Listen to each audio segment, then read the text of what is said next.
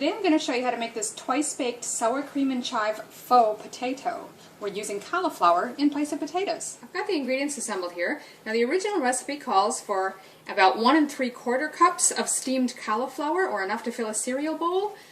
There's probably a little bit more than that here. What I did, I actually normally would use raw, fresh cauliflower and steam it, but I actually didn't have any this week. I happen to have a bag in the freezer. You can steam frozen cauliflower as well. So I just popped that in my steamer until it was nice and soft and it's ready to puree.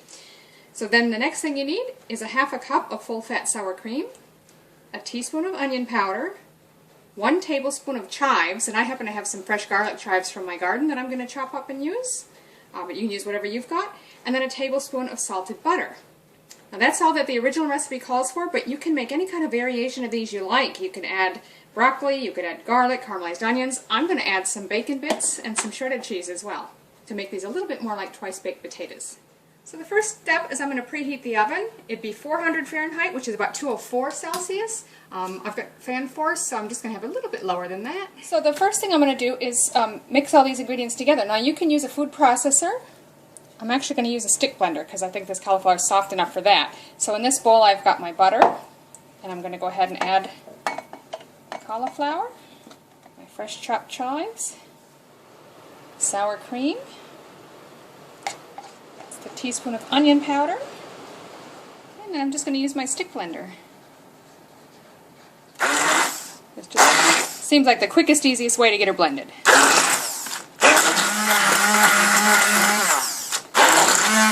Just move it around and make sure there's no big chunks left anywhere. You can see that's blended really smoothly. There's no lumps or anything left in it. And I like this stick blender because it did a great job, and all I have to do is wash this instead of a big old food processor. Okay, so this is all the ingredients that are called for in the original recipe, but if you're going to add any extras like I am, the bacon bits and the cheese, now's the time to go ahead and add that. I'm just going to add a couple tablespoons, I think, of the bacon bits. And I'm just going to add a couple of handfuls of shredded cheddar cheese. And just stir that through. So I've just got out a cookie sheet or a baking pan, and I'm going to lay this baking paper or parchment paper on it.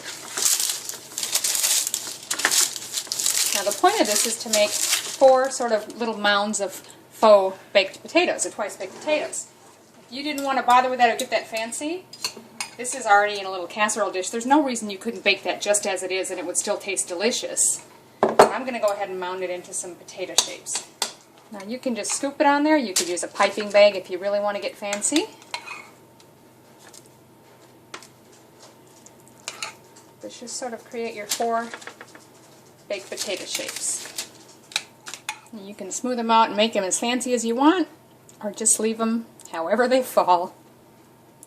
I'm just going to sort of smooth them down a little bit so they're not too tall.